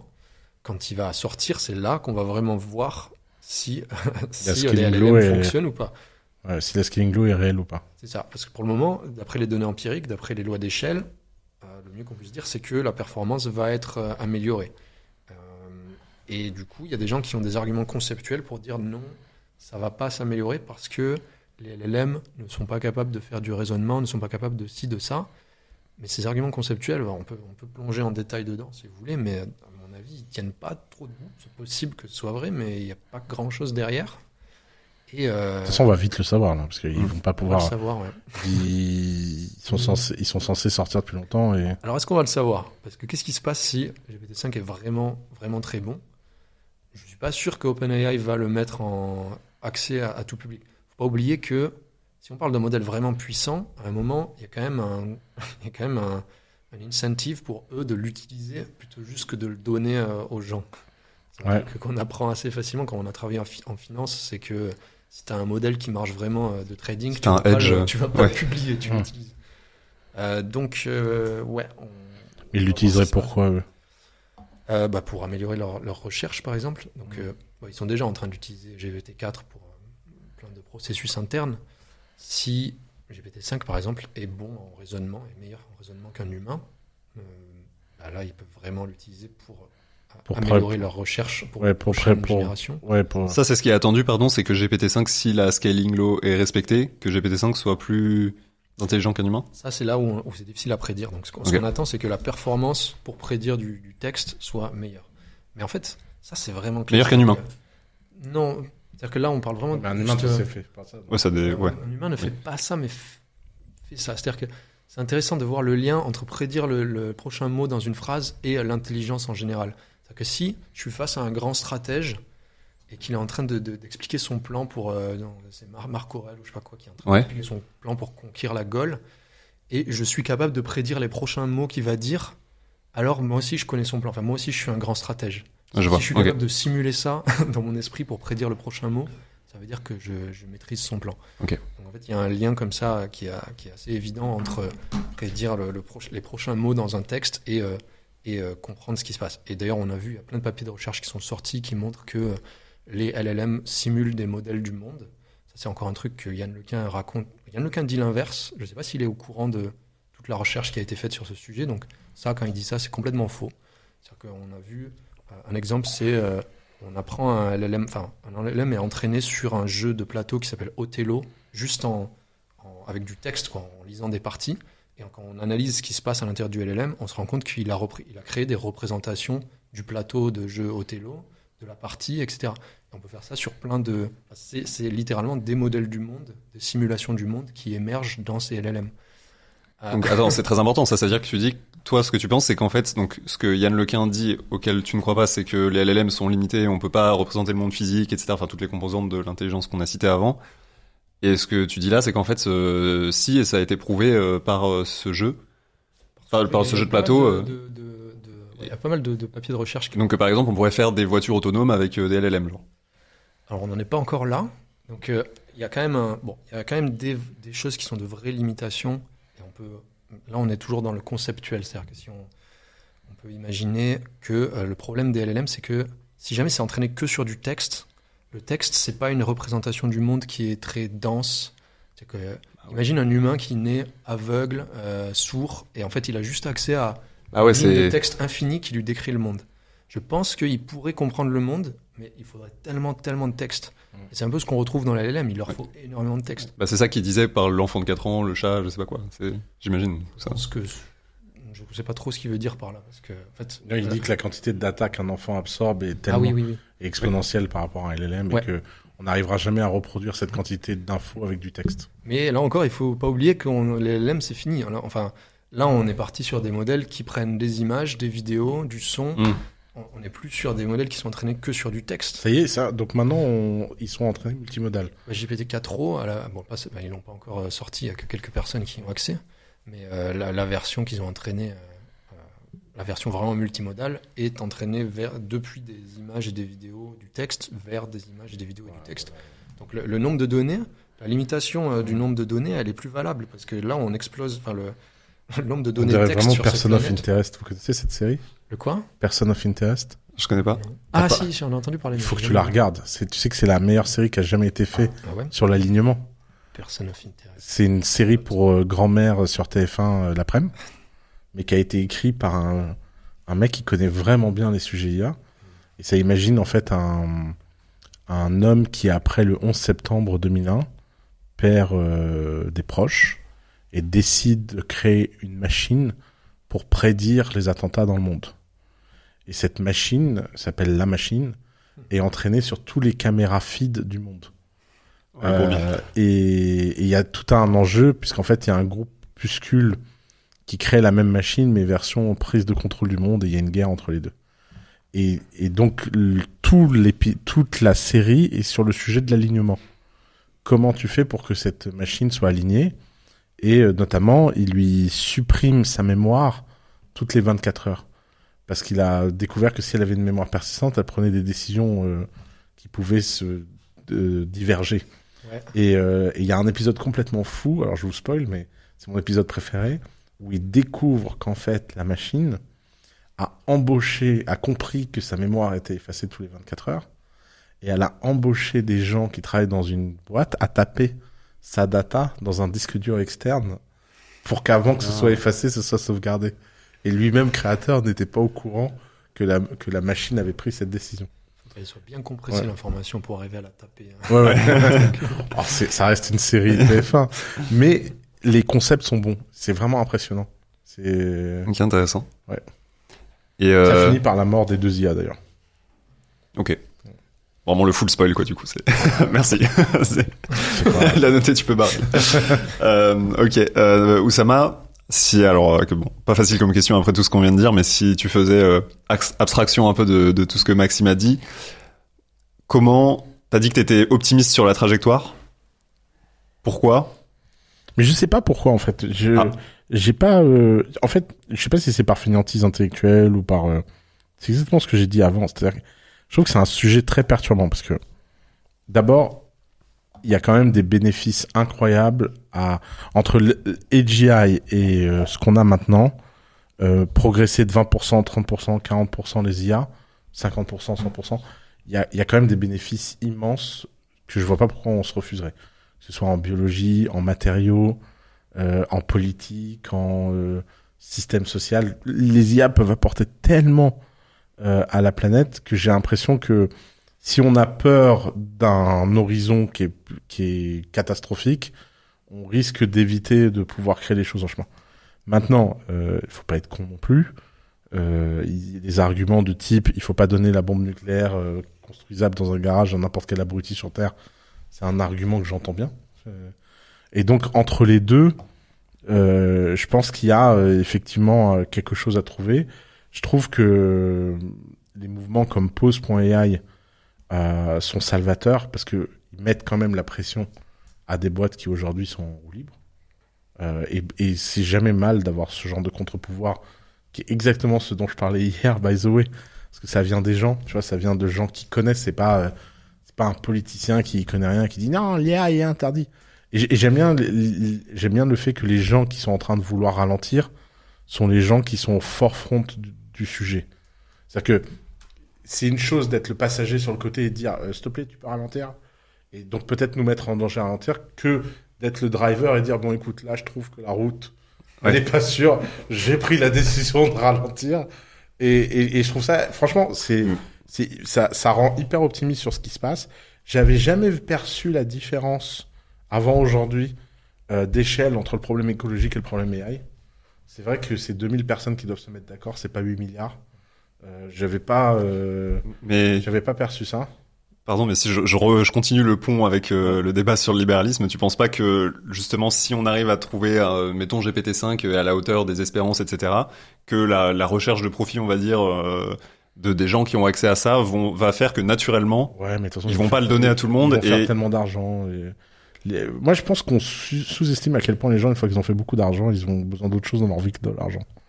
Cette histoire du mec, il est porté par le profit, il veut faire des centaines de milliards et tout, ça s'est jamais confirmé. Les fondateurs de Google, dès qu'ils ont eu 20 milliards sur un compte, ils ont arrêté de bosser. Hein. Enfin, faut arrêter. Il existe un moment où les gens se disent c'est assez, en fait. Cette vision un peu manichéenne que la recherche du profit maximise evilness, je trouve qu'elle est un peu à côté de la plaque. Mais bon, de toute façon, moi, ce qui m'inquiète plus, c'est que chez OpenAI, ils ont pas d'autre choix que d'avancer parce qu'ils ont pas tant délivré que ça, en fait. Ouais, ce qui m'inquiète beaucoup plus chez OpenAI, c'est que c'est une boîte qui, aujourd'hui, vit largement au-dessus de ses moyens et n'a pas réussi à sortir un modèle qui est à la hauteur de la promesse qu'ils nous ont vendue, qui est pas à la hauteur de sa valorisation, et que et ça, c'est beaucoup plus dangereux. Je m'inquiète beaucoup plus d'un mec pauvre que d'un mec riche. Parce que OpenAI, contrairement aux apparences, est pauvre. Ça a l'air riche, mais c'est pauvre. Ça vaut 100 milliards, mais ça vaut pas 100 milliards. Si OpenAI était valorisé un multiple de leur bénéf, leur valeur actuelle, ce serait 0, parce qu'ils font pas de bénéf. Et ça, c'est beaucoup plus problématique, en fait. Parce que ça veut dire que t'as un mec qui est à la tête d'OpenAI, dont l'ego, Sam Altman, est directement lié à la réussite d'OpenAI. Il n'a pas d'autre choix que de vraiment casser les murs et d'aller, tu vois, chercher les stars. Parce que là, il est en apnée en ce moment. Tu vois, il est sous l'eau, en apnée. Et il y a un tunnel qui est là-bas. Lui, il tire sur la corde en disant « Non, mais reviens prendre de l'air par là. » Et lui, il se dit « Non, je vais aller de l'autre côté. » Et personne ne sait si la corde est assez longue. Donc c'est une situation assez paradoxale, en fait. Et ça, c'est le grand drame des startups. Hein. Fake it until you make it est la seule voie, et lui, il est en train de nous faire le fake it until you make it le plus dingue de l'histoire. Là, je regardais les chiffres. Ils ont quelque chose comme 1 ou 2 ans de cash, même pas. C'est chaud. C'est pas, quand t'es à cette échelle-là. La clé, c'est vraiment la perception que les gens ont de cette boîte. Et la perception probablement de pas énormément d'individus. C'est-à-dire que les gens chez OpenAI, ils sont extrêmement confiants qu'ils vont y arriver. C'est-à-dire que c'est marrant d'entendre tout le pessimisme sur les gens qui disent on n'arrivera jamais à créer une AGI, etc. Il faut comprendre que les gens qui bossent dans cette boîte, ils n'ont pas cette mentalité-là du tout. Ils sont tous en mode on y arrive dans 3 ans. Et donc ils ont cette confiance. Les investisseurs, je pense qu'ils ont quand même pas mal d'investisseurs clés, dont Mark Andreessen, etc., qui ont la même vision. Et je pense que tant qu'ils gardent ces gens extrêmement riches qui ont cette vision, bien sûr. Ils vont continuer à être portés. Mais il faut qu'ils la gardent, c'est tout le point. S'ils disent on ralentit, ces gens-là, ils vont passer par la fenêtre. C'est-à-dire que c'est pas impossible que les gens, je sais pas, je dirais que c'est vrai qu'en ce moment ils sont en mode produit, okay. Mais on parle quand même de créer une super intelligence, c'est leur but explicite, et les gens qui investissent le plus là-dedans, ils comprennent ce que ça veut dire. Bon, ils comprennent pas complètement, ils se rendent pas compte que probablement ils vont mourir dès que ça va apparaître, mais en tout cas ils comprennent à peu près la puissance du truc, et du coup je pense qu'ils seraient peut-être même ok pour que si OpenAI arrive à démontrer qu'ils sont proches du but, ils arrêtent de faire des produits, ils se refocalisent juste à genre finir la super intelligence, et ils seront quand même portés. Je pense qu'il y a une chance que ça se passe comme ça. Ce serait pas top d'ailleurs si ça se passe comme ça, parce que s'ils se referment encore plus au monde, là on sait vraiment plus ce qui se passe dedans, et ça pourrait être très dangereux. Mais... Si on parle j'aimerais bien qu'on parle de sujets un peu plus précis, on va dire qui sont plus concrets aussi pour les gens qui nous écoutent encore une fois sur l'économie. Je sais que c'est une discussion qu'il y a déjà eu plusieurs fois sur le podcast avec Yomi et autres, mais toi, Maxime, tu penses que les IA déstabilisent notre économie ou vont la déstabiliser? En tout cas, là pareil, je continue sur le site. C'est le dernier de tes sujets, ça, non? Non, pas vraiment. C'est le deuxième sur le site de poser. Ah ouais, c'est pour ça. C'est quelque chose qui va beaucoup parler aux gens déjà, parce que quelqu'un qui sait pas trop, qui a pas forcément envie de réfléchir à des problèmes d'extinction humaine, en général, je conseille quand même de juste prendre le problème par le bout de ton métier. Quand est-ce qu'il va être automatisé? Parce que ça concerne vraiment tout le monde. On a beau être complètement sceptique de la possibilité d'une perte de contrôle humain ou quoi que ce soit, il y a quand même le fait que ces boîtes sont en train, littéralement, de créer des systèmes pour automatiser tous les emplois sur cette planète.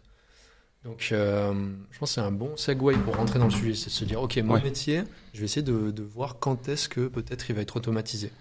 Si donc on peut regarder les différentes prédictions et on tombe sur, quel que soit le métier qu'on fasse, il y a des chances pour qu'il soit automatisé dans 3 ans. Peut-être un peu plus long pour les métiers manuels parce qu'il faut implémenter des robots, etc. Et du coup, c'est un bon point d'entrée. Et ensuite, même si on suppose qu'on a complètement tort sur les risques existentiels, etc., il reste bien le problème de qu'est-ce qui se passe si soudainement on automatise une grande partie de l'économie. Et il faut vraiment y réfléchir. Parce que là, si le progrès s'arrête là tout de suite, qu'on regarde juste GPT-4, les modèles équivalents. Il y a zéro problème là. Tu penses? Parce que là, pour moi, c'est vraiment en cours d'implémentation. C'est-à-dire qu'on observe de plus en plus d'agents autonomes qui, juste avec GPT-4, s'améliorent. Là, il y a eu par exemple Genie qui est sorti le mois dernier de cosine.sh qui arrive déjà à automatiser 33% des tâches sur GitHub. Bon, je simplifie, un benchmark comme ça qui regarde ça. Je pense que je pense quand même qu'en améliorant encore l'échafaudage, etc., on peut arriver à 50%. Et globalement, ça va être le cas, je pense, dans beaucoup de domaines où là, on va trouver des moyens d'implémenter ces systèmes pour créer des agents autonomes qui arrivent à automatiser de plus en plus de trucs. Et on peut regarder les études qui ont été faites à ce sujet. Donc l'étude la plus... en gros, il y a une étude qui prédit 5% de remplacement du travail humain par les IA actuelles et une autre qui prédit 30%. Ça nous donne une fourchette. Si jamais c'est 30%, et on parle d'implémentation de software, donc ça devrait arriver assez rapidement. Je pense qu'en 2-3 ans, on devrait arriver à toucher à peu près tout. On n'a jamais eu un choc pareil sur l'économie. Soudainement, une automatisation... Enfin, les gens parlent de l'industrialisation, ça ne s'est pas produit en 2 ans. On a parlé d'un processus qui était quand même étalé sur beaucoup plus d'années. Moi, je pense que sur le sujet économique, les gens... c'est très contre-intuitif, mais je pense que un process est douloureux socialement par sa lenteur, pas par sa rapidité. C'est comme quand t'enlèves un sparadrap. Intéressant, ça. En fait, les cas historiques où tu as des changements hyper violents de structure économique, la réadaptation des gens et la découverte de nouveaux façons de gagner de l'argent, de s'occuper, de valeurs sociales va super vite. Alors que le problème, souvent, c'est que c'est des phénomènes qui sont lents. Il y a une usine qui ferme et puis une autre usine qui ferme et les gens... Ils voient pas d'autre chose qu'usine. Et j'ai un ami au HESS qui a écrit une thèse là-dessus, qui a analysé un phénomène très amusant. C'est de comparer 2 villages ouvriers. Et il y a un village où il y a une usine qui a été sauvée par l'offre publique, donc tu avais plein d'usines. Il y en a plus qu'une seule qui est sauvée parce que le maire local il s'est battu pour sauver l'usine à cause de subventions, d'aides d'État, etc. Et donc le taux de chômage dans la ville est immense et quoi qu'on fasse, il ne baisse pas. Et la même ville, même caractéristique, même habitant quelques centaines de kilomètres plus loin, qui là, le maire s'en balait que l'usine ferme. Et en fait, la ville où il reste qu'une usine, tout le monde n'a comme logiciel que je vais à l'usine où je ne travaille pas. Et la ville où il n'y a plus d'usine, tout le monde réinvente des trucs. Et le taux de chômage s'écroule très vite dans cette ville. Et en fait, je crois beaucoup... Enfin, moi, ce qui m'inquiète un peu, c'est que si l'IA est un peu lente et que on fait 30% d'impact, machin, les gens vont s'accrocher à des boulots qui sont perdus pendant trop longtemps plutôt qu'apprendre des nouvelles choses. Ça va être terrible. Alors que s'il y a un vrai choc et que d'un seul coup, tu as un vrai changement. Et je l'ai vu, moi, dans mon studio de dessin animé. Là, moi, j'assiste en fait au remplacement des boulots et j'assiste au nervous breakdown des gens, c'est-à-dire des gens qui ont travaillé des années à acquérir un skills sont confrontés de leurs yeux à une machine qui le fait mieux qu'eux. C'est quel métier ? Justement, c'est là que ça devient intéressant. Et on a beaucoup plus de problèmes avec les gens dont le logiciel fait mal. Par exemple, tu as des trucs actuellement, par exemple, les storyboarders sont un peu remplacés par Midjourney, mais Midjourney le fait mal.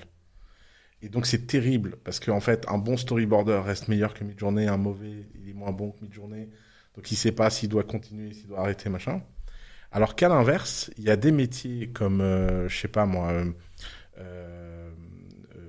qu'on a vu complètement disparaître. Le support client à prix cher. Ouais, le support client prix cher. Et bah, c'est les choses où l'IA est vraiment, il n'y a pas de débat sur la qualité du travail que l'IA fait. Bah, les gens sont super heureux de faire autre chose. Tu les vois juste, bah ouais, c'est ok, c'est bon, c'est done. Et on l'a vu avec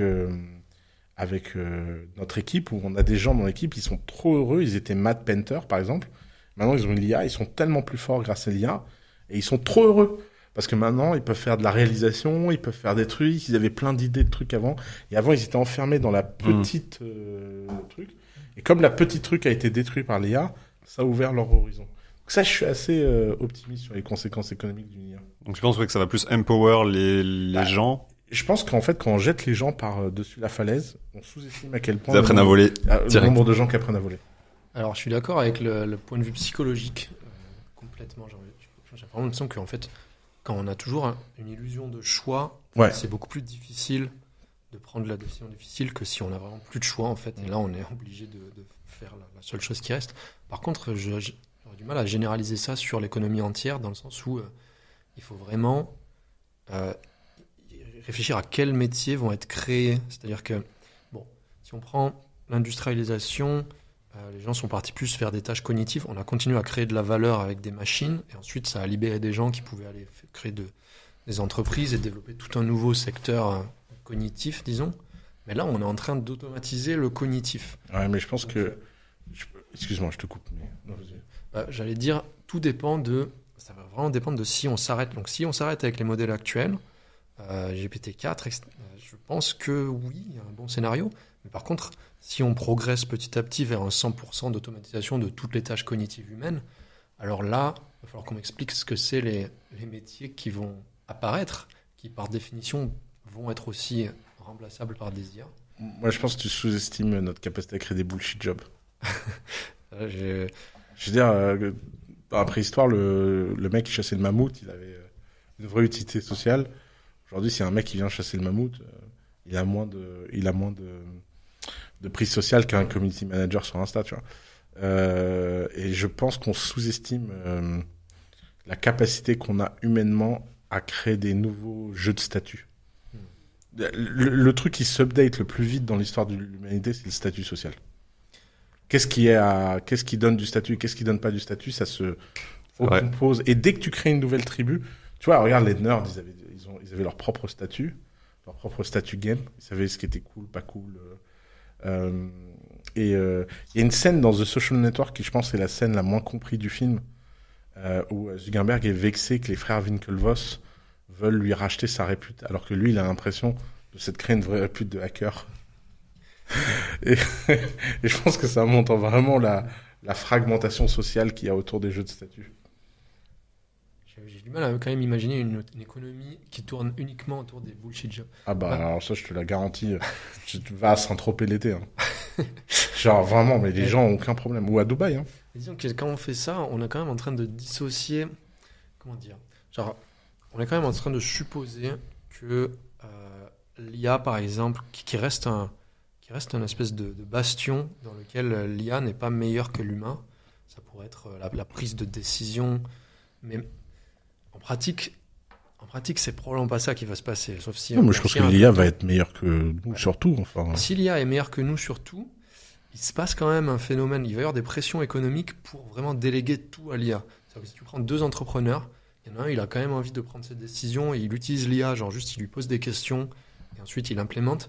Et il y en a un autre, il va décider, en fait, moi je donne le contrôle de tout à mon IA, c'est-à-dire qu'elle va parler direct à mes employés, et cette personne-là va détruire l'autre qui est en train de faire son truc manuellement. Donc au final, on se retrouve dans une situation où on a vraiment automatisé totalement, c'est-à-dire que mais les gens qui est là en train de exactement. Et qu'on sera obligé de faire ça pour concurrencer. En fait, t'as pas la bonne perspective historique. Ça a été l'histoire des élites de l'humanité pendant très longtemps. Si tu regardes, je sais pas Downton Abbey, qu'est-ce qu'ils font les gens dans Downton Abbey ? La nourriture, elle est produite automatiquement. leur argent, leur revenu est produit automatiquement. Les gens leur payent des taxes parce que c'est des seigneurs. Et les mecs, ils ont pas une minute à eux. T'as déjà regardé cette série? J'ai pas regardé. J'ai pas regardé non plus, ils font quoi du coup? Bah, ils ont les dîners, les fêtes, les ballets, le truc, la nana qui a une histoire avec machin. Ils ont tous les problèmes des gens qui n'ont plus de problème. Et Downton Abbey, c'est l'avenir de l'humanité. C'est évident qu'on va passer dans un monde où, en fait, les gens ne vont plus se définir socialement par leur travail, mais ils vont se définir socialement par leurs activités et leurs lobbies. Ça, enfin, c'est obvious. Je pense que je suis d'accord. Est-ce que c'est une série pardon où tout le monde vit comme ça, ou il y a une élite juste qui vit comme ça et Non, le c'est reste de la population Downton Abbey, c'est le 19e siècle anglais, le 18e siècle anglais.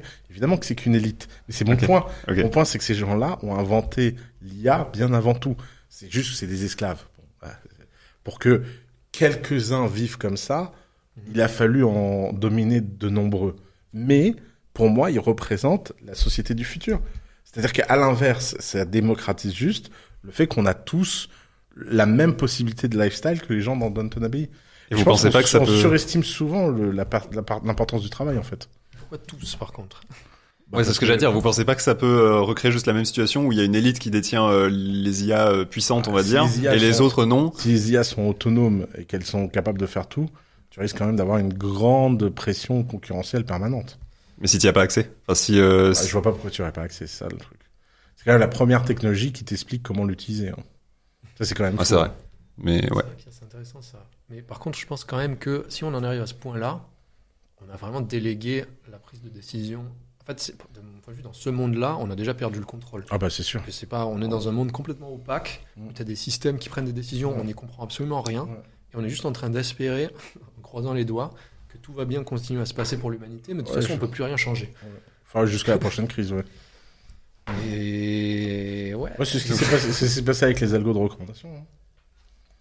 Les algos de recommandation, c'est quand même la plus grande arme de destruction psychologique et cognitive qui a jamais été créée. Hein.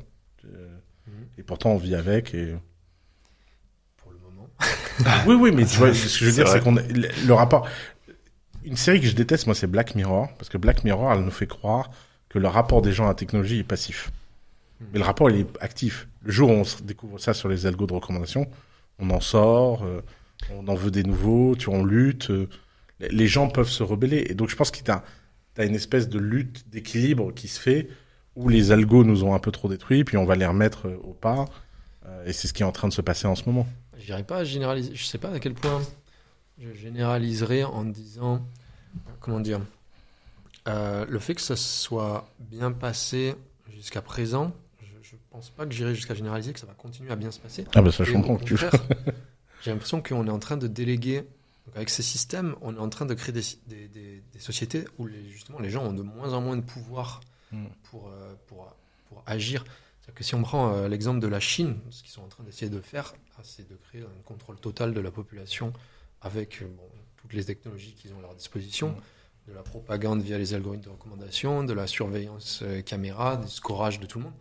La conclusion logique de ça, si on continue ça, c'est qu'on arrive à un point où c'est devenu complètement impossible pour la population de se rebeller, parce que quelqu'un qui a une idée qui n'est pas en adéquation avec le parti, il n'a aucun moyen de propager cette idée. Et en fait, si on veut changer le monde, la clé, c'est pas de tout seul, la clé, c'est de convaincre d'autres personnes et de faire en sorte que ces personnes convainquent d'autres personnes. Mais tu vois, ce qui m'amuse avec le système chinois, j'ai fait une vidéo il y a 6 ans là-dessus, en disant, j'ai dit il y a 6 ans que si Xi Jinping s'abstinait à installer sa vision du monde, la Chine s'écroulerait d'elle-même sur elle-même.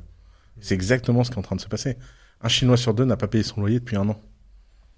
L'économie est en train de mourir à ciel ouvert. Tout le monde le voit. Les rues de Shanghai sont vides. J'étais au téléphone avec un mec à Shanghai. Je lui dis, mais je connais cette rue. Il y a personne dans la rue. Il me montre personne dans la rue. Et l'économie est en train de s'écrouler sur elle-même parce qu'en fait, c'est ce que les gens comprennent pas avec ces systèmes contrôlés. C'est que ça marche un temps, mais ces systèmes ne résistent pas. Les systèmes ont besoin de résilience. Ils ont besoin d'antifragilité. Et donc, oui, il y a des générations sacrifiées. Oui, Xi Jinping, il a pu jouer le crétin pendant 10 ans et niquer 10 ans de Chinois, mais il va pas pouvoir le faire 30 ans, en fait. Et moi, je pense que là, la rébellion, elle arrive bien plus fort que ce qu'on imagine en Chine. Et maintenant, les Chinois se moquent des algos de recommandation. Quand ils voient un truc sur Waidu, ils se disent que c'est faux. Il y a l'histoire là de la maîtresse d'un membre du parti qui est symptomatique, qui était inimaginable il y a 3 ans, où tous les Chinois se foutent de la gueule du mec et de sa maîtresse. Ils utilisent des mots-clés pour niquer le système, parce que comme les algos, c'est des systèmes très rigides. Dès que tu as compris comment ils fonctionnent, tu peux les spoofer, tu peux les overlap, tu peux leur ramener. Donc, je pense qu'on sous-estime de ce point de vue-là. Je suis beaucoup plus inquiet, moi, d'une IA qui veut juste plus de nous, quoi. Je me dis, ouais. Et dans le cadre d'une IA... Ou ton histoire de cyberattaque à un groupe, un groupuscule. Parce que le terrorisme, c'est très rare. C'est mine de rien. C'est méga rare d'être terroriste. Hein. C'est une vocation hyper dure à créer. Pour amener un mec à vouloir... Parce que les attentats biologiques, on devrait en avoir toutes les semaines, hein, vu le niveau de la biologie. Bon, à part parce qu'en fait, trouver un mec qui veut aller tuer des millions de personnes et tout, ça court pas les rues.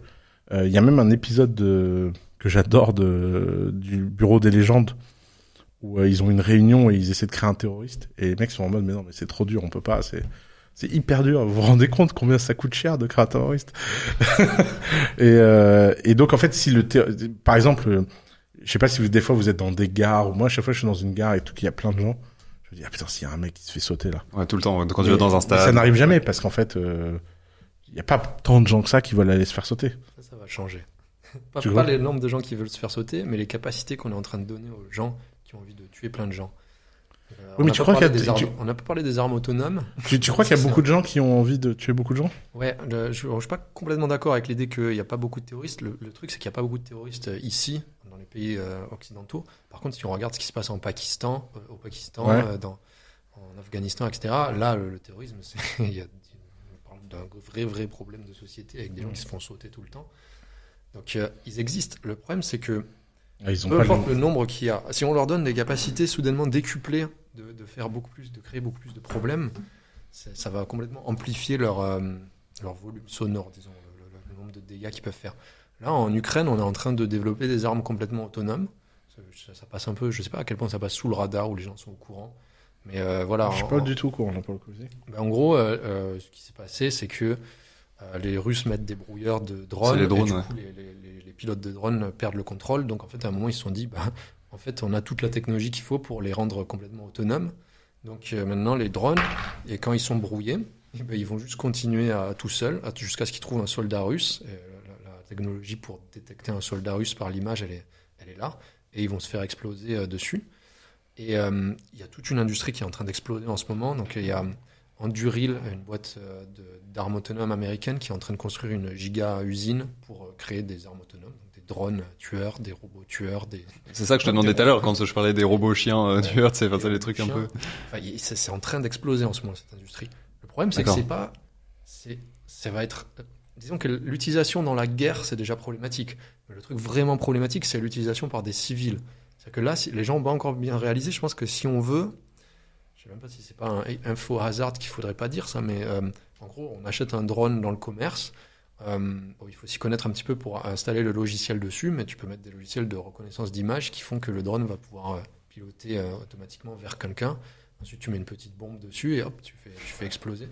Alors on arrive dans un monde où on va pouvoir faire des frappes chirurgicales sur des personnes à 2-3 km à partir d'une photo de leur visage. Alors si tu as quelqu'un, tu sais qu'il va être dans un parc à un moment, tu vas 2 km plus loin, tu lances ton drone, il va aller dans le parc, il va chercher, il va se faire exploser sur cette personne.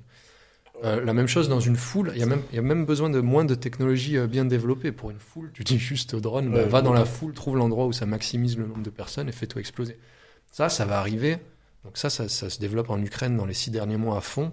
La technologie, elle va arriver bientôt ici. Et là, il suffit qu'il y ait genre 3 terroristes en France qui comprennent qu'ils peuvent faire ça. On va jamais les trouver. Ouais. Désolé. On arrête l'épisode. Les enfants, faites pas ça à la maison. Non, c'est très juste ce que tu dis. Qu'est-ce qu'on fait face à ça? Je comprends pas. Pause. Mais comment on fait une pause? Comment concrètement on fait une pause? On restreint. Bon, pour les drones, il y a pas mal il y a d'autres points d'espoir dont j'ai pas parlé. Donc là, pour les drones, c'est vrai que c'est chiant parce que c'est quand même de la technologie qui est accessible à tous. Donc il va falloir trouver des moyens pour ça, je ne sais pas trop ce que c'est. Pour les modèles qui risquent de devenir des super intelligences, on a besoin de processeurs d'intelligence artificielle qui sont produits 80% par TSMC qui est à Taïwan. Paradoxalement, ici la Chine envahit Taïwan. Les Taïwanais feront probablement sauter TSMC et ça va stopper complètement le développement de l'intelligence artificielle. C'est intéressant de penser à ça. Un bon moyen de faire une pause, ça. C'est pour ça que TSMC, c'est pour ça que Sam Altman est omnibulé par créer ses propres usines de silicium. Ouais. Et l'encore plus gros bottleneck, c'est ASML aux Pays-Bas. C'est la seule boîte qui construit les machines qui peuvent construire des processeurs. Donc eux, s'ils s'arrêtent, on stoppe toute la production dans le monde. Malheureusement, les Chinois sont en train d'arriver assez vite là pour développer leur propre industrie. Ils en sont encore... Bon, ils rattrapent vite le temps perdu. Il y a encore 1 an, on pensait qu'ils étaient 5 ans derrière. Maintenant, je pense qu'ils sont quelque chose comme 1 à 2 ans derrière. Mais là, on est toujours dans un sweet spot où on a un gros levier. On a des leviers vraiment pour réguler, pour freiner le développement. Et on risque de passer à côté très vite. Donc, ouais. Et c'est qui les hommes politiques français à qui t'as parlé? À qui j'ai parlé? J'ai pas parlé à des hommes politiques français pour le moment. Ouais. J'arrive juste en France. Là, on organise une conférence. On est en train d'essayer de changer ça. On organise une conférence à Paris la semaine prochaine. Bon, je sais pas quand la vidéo va sortir, donc ce sera peut-être déjà passé. Ce sera passé, ouais. Et bon, on rassemble pas mal d'experts, pas mal de journalistes dans la même pièce. On a écrit une contre-expertise au rapport de la commission de l'IA. Donc en France, il y a une commission de l'IA où il y a Yann Lequin dedans, Arthur Mensch, Cédric O, très très biaisé, beaucoup de conflits d'intérêts. Ils ont écrit un rapport qui est ultra optimiste sur l'IA, qui dit qu'il faut qu'on investisse à fond, il n'y a pas de vrai risque. Du coup, on a écrit notre contre-expertise, on l'a fait signer par pas mal d'experts. On va publier ça à la fin de la semaine. On organise une conférence. Et l'espoir, c'est que on arrive à commencer à parler à des politiciens bientôt comme ça. Après, Posia, on va pas être spécialement... Je pense qu'on va plutôt essayer de toucher le public éduqué. C'est la bonne chose à faire. Parce qu'en France, en fait, si on est activiste, on a du mal à... Enfin, les politiciens, ils ont une espèce de règle où ils ne parlent pas aux activistes. Mais il y a d'autres personnes, voilà, il y a des... c'est ça. Il y a d'autres personnes qui sont spécialisées dans essayer de parler aux politiciens, donc on espère qu'ils vont continuer à faire du bon travail. Nous, on essaye juste de sensibiliser les gens, sensibiliser les politiciens indirectement. Pose AI, c'est une association, du coup, on est d'accord? Parce que je crois qu'on l'a pas précisé au début, mais t'es bénévole, aujourd'hui tu fais ça... bénévole, ouais. Moi je fais 70 heures par semaine bénévole. On n'est pas beaucoup, on n'est que 10 pour le moment, enfin, vraiment bénévole à temps plein, ouais. C'est pas à temps plein. Enfin, moi, je suis à temps plein. Les autres, ils sont à temps partiel ou ils ont d'autres travails, etc. Donc, mais ouais, j'espère qu'on va bien grossir assez rapidement. Trop bien. Comment est-ce que vous suggéreriez pour les gens qui nous écoutent et qui nous regardent, qui voudraient progresser, mieux comprendre l'IA, que ce soit pour l'utiliser, mieux en comprendre les risques, le potentiel, etc. Ce serait quoi vos recos perso à tous les deux pour mieux comprendre, mieux utiliser l'IA? Mieux l'utiliser. Enfin, moi, je suis pas contre l'utilisation de l'IA pour le coup. Je suis plutôt essayer d'arrêter les gens qui développent les modèles. Donc, j'ai pas de problème éthique là-dessus. Mais pour mieux l'utiliser, ouais, je sais pas, soit des gens à suivre ou un livre ou une formation. Enfin voilà quoi. Mon objectif, c'est plutôt que les gens comprennent le progrès en IA. Pour ça, je recommande vraiment le rapport de Leopold Aschenbrenner. C'est un mec qui s'est fait virer par OpenAI parce qu'il avait sonné l'alarme sur leur problème de cybersécurité. Et il a écrit un rapport de 200 pages, il y a des résumés, qui est vraiment bien, où il présente sa vision de ce qui va se passer d'après lui dans les 3 prochaines années. Donc, la première moitié, c'est le développement de l'IA et ses timelines sur une super intelligence, où il explique bien les lois d'échelle, les projections qu'on peut faire, etc. Donc lui, il pense que ça devrait arriver dans 3 ans. Et ensuite, la deuxième moitié, c'est sa vision géopolitique, ce qui va se passer dans le monde dans les 3 prochaines années. Donc il pense que, je fais le résumé rapide, il pense que là, on est dans une situation très instable, où il y a un petit groupe de gens qui savent vraiment ce qui est en train de se passer et qui comprennent ce qu'on est en train d'essayer de créer, ce que c'est qu'une super intelligence, ce que ça implique. Mais ça va changer dans l'année qui vient ou dans les 2 années qui viennent. Je pense qu'il y a des gens au gouvernement américain qui vont ouvrir les yeux soudainement. Et quand ça arrive, il va y avoir une nationalisation immédiate de tous les labos d'IA et la mise en place d'un projet Manhattan pour développer une super intelligence avant la Chine. Donc ça, c'est sa vision du monde. J'espère que c'est pas ce qui va se passer. J'ai des choses à dire là-dessus, mais Là, ce qui s'est passé avec OpenAI et US, comment ça s'appelle, US Safety. le Safety Institute. Ouais, Safety Institute. C'est un peu le début de ça, quoi. Qu'est-ce qui s'est passé? Ils ont dit que Anthropic et OpenAI s'engagent à valider tous leurs modèles par cette entité gouvernementale avant de release quoi que ce soit au public. Anthropic a annoncé 9 mois de délai dans la délivrabilité de Sonnet 4 et c'est un nid à espions. Enfin, c'est que des gens du renseignement, US Safety, machin.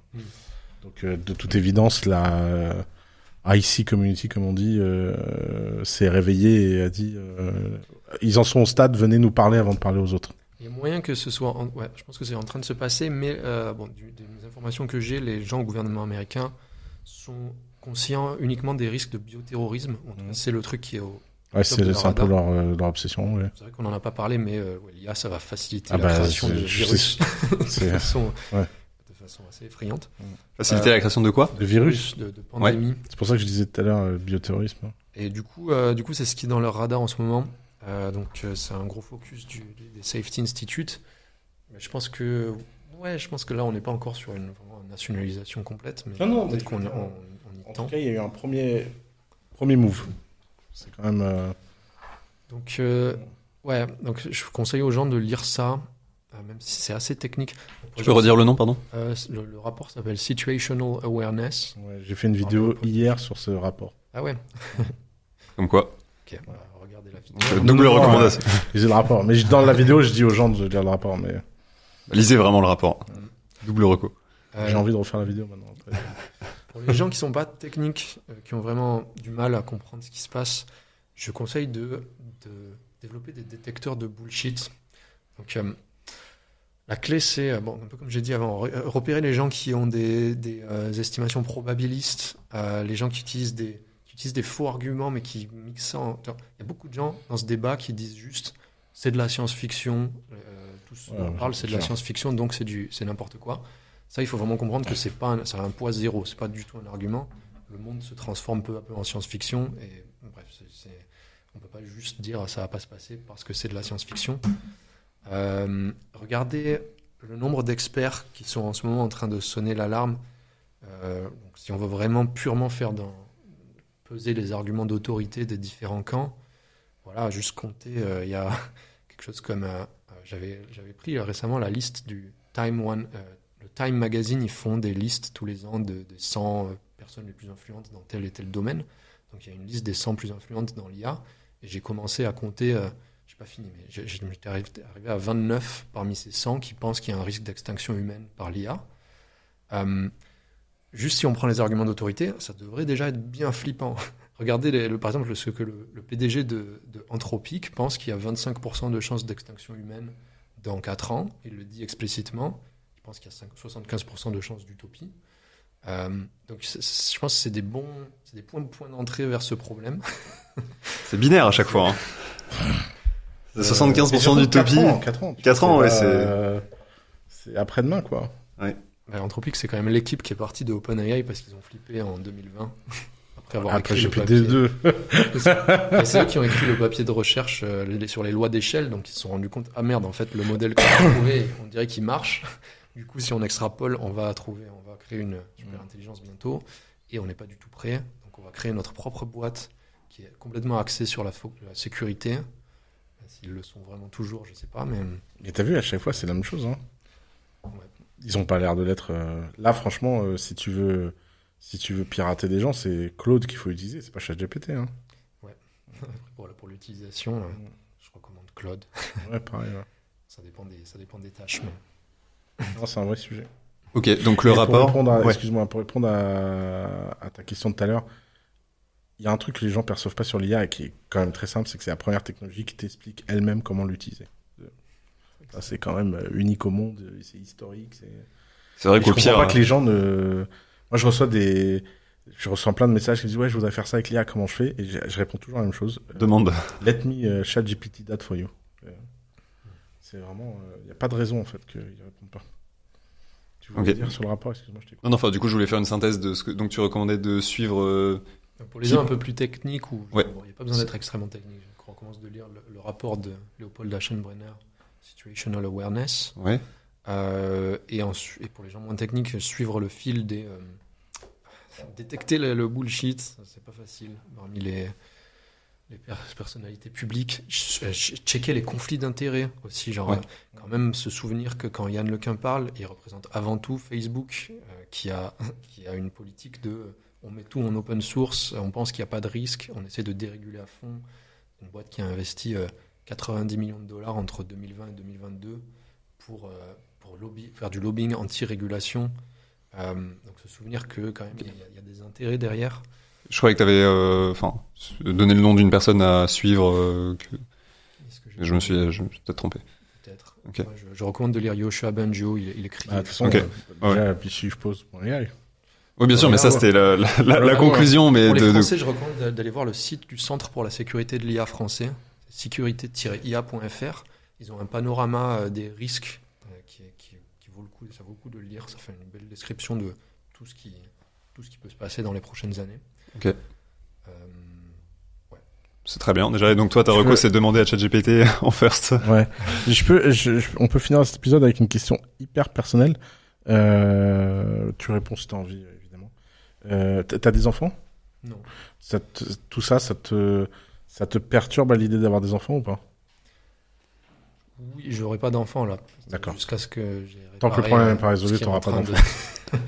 Ouais, donc t'en es là en fait. Oui. Non, mais là, faut comprendre que j'ai peut-être 4 ans d'économie, 5 ans d'économie, et ça n'a pas d'importance pour moi parce que là, j'attends c'est 4 ans. Ce qui se passe dans les 3 prochaines années, et ensuite je décide si j'ai besoin de regagner de l'argent ou pas, parce que là, de mon point de vue, avec ce qui est en train de se passer, l'argent n'a plus aucune valeur d'ici 5 ans. Donc, ouais. Intéressant. Okay. Pose AI, du coup, comment est-ce que... Donc, on mettra le lien du site en premier, évidemment, dans la description. Comment est-ce que les gens peuvent aider pour ceux qui le peuvent et qui le veulent ? Ils peuvent rejoindre, tout simplement, n'importe quel volontaire. Là, on n'est que 10, donc une personne rejoint en plus, ça nous fait 10% en plus d'efficacité. En vrai, ça dépend qui. C'est vrai. Mais vraiment, il y a de tout. Il n'y a pas besoin d'avoir d'expertise en IA ou quoi que ce soit. On a une équipe qui est super diverse. Et on a un serveur Discord. C'est sûr que de toute façon, en plus, les gens vont se radicaliser sur ce sujet-là. Enfin. On veut vraiment éviter ça. C'est-à-dire que nous, on fait pas de désobéissance civile, on fait pas de trucs comme ça. Si jamais quelqu'un commence à parler de quoi que ce soit de violent, et ça, on vire direct. Ouais, ils vont aller créer break.ai, mais ouais. Ouais. Ça, Maxime, merci beaucoup.